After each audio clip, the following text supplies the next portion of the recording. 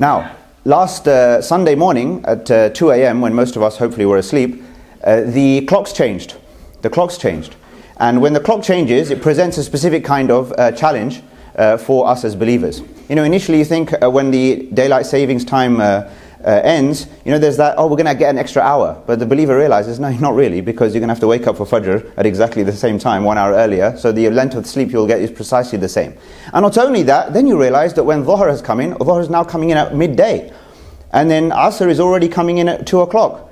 And then Maghrib is already coming in around 4:30.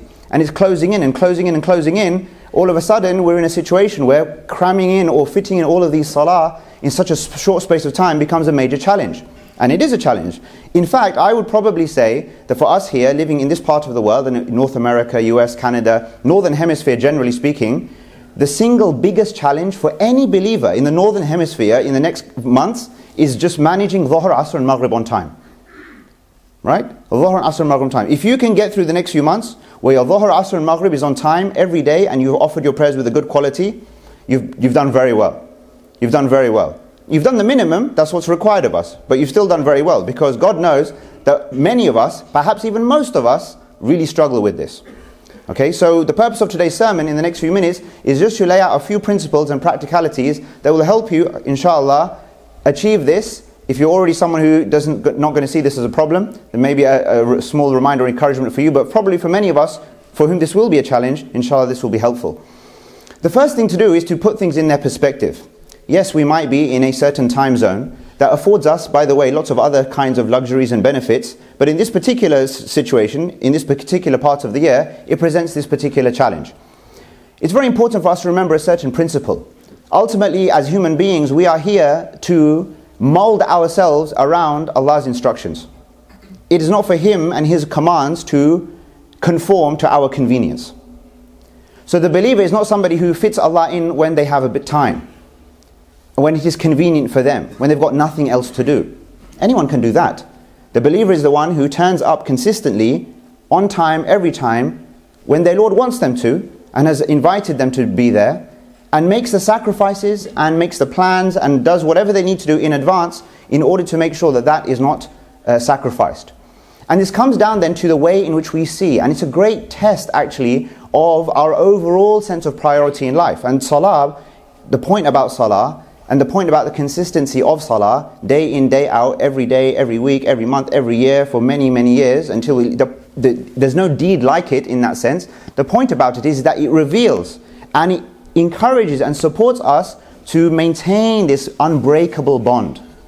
Right? To maintain this unbreakable bond.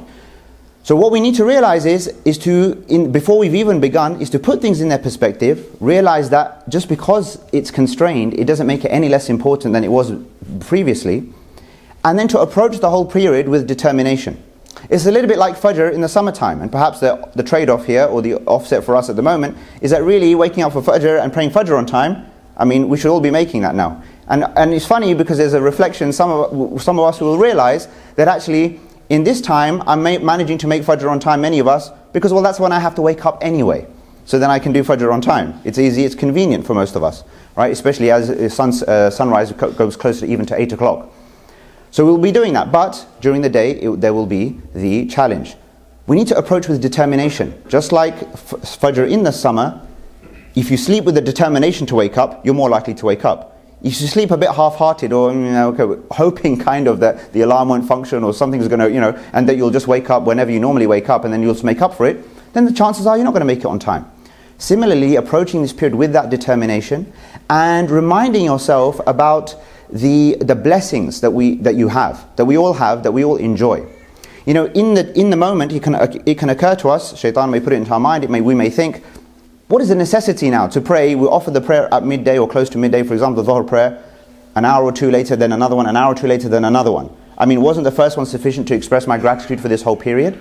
We forget that actually, even if only half an hour, 1.5 hours elapses between one prayer and the next, and if we understand the prayer as a place to praise and to glorify and to thank our Lord, in that 1 hour, the number of blessings that you will have experienced, you wouldn't even be able to just capture. If you spend the rest of your life trying to write down the number of blessings you've experienced in 1 hour, you would spend the rest of your life still generating the list, but not actually completing the list.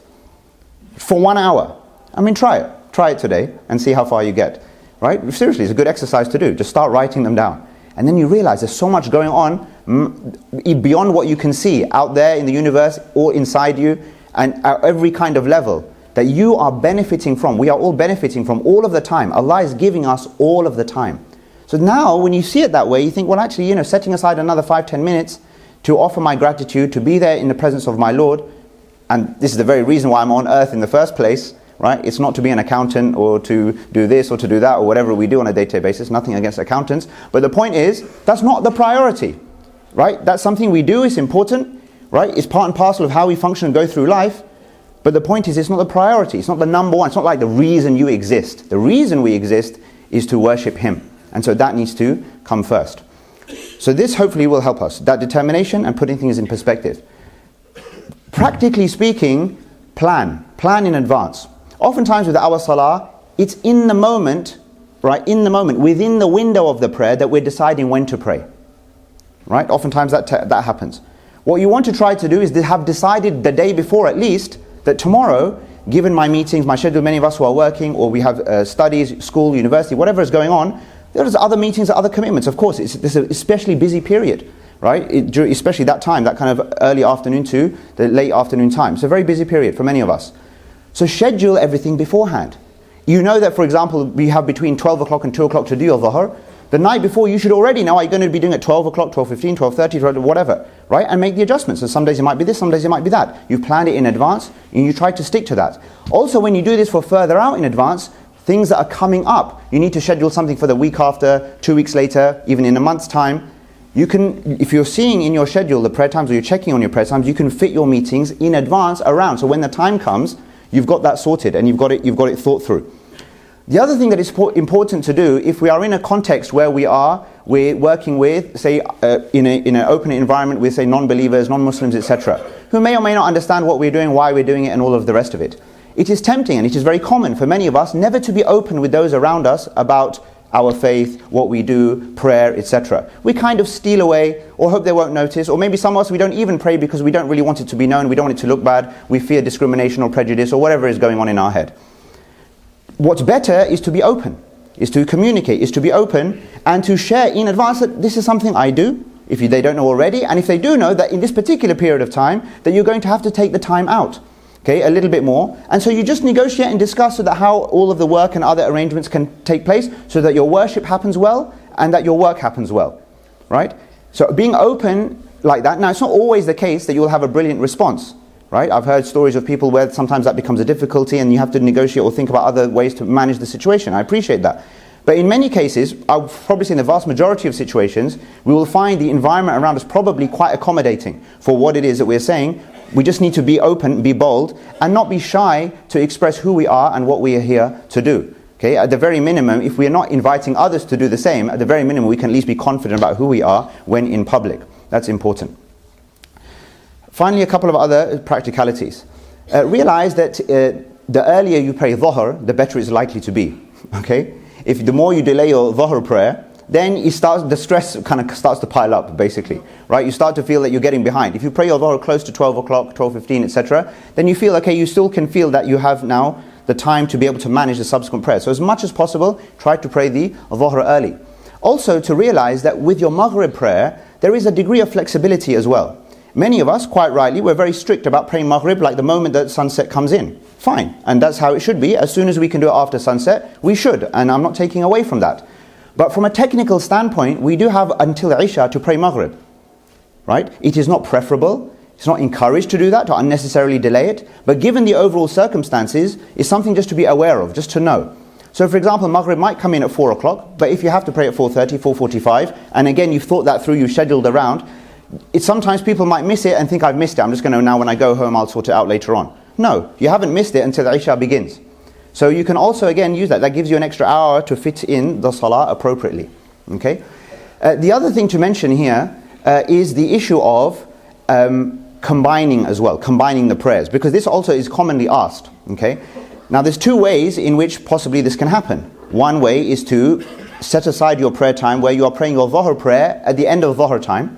Then Asr time comes in, then you pray your Asr prayer. Oftentimes this happens even in this masjid on Friday. okay, where the Jumu'ah is prayed, and then we're here, so we pray our Asr prayer as well. Then we're here, we haven't taken 2 trips, etc., etc. Which is one way to facilitate or manage in a convenient way. You need to have your schedule with you, your prayer times, etc. So you're checking and you're making sure that you're able to do it in that particular way. So that's one way to do it, although you need to be careful, because if you're not precise, time will fly, Dhuhr has gone and Asr has already started.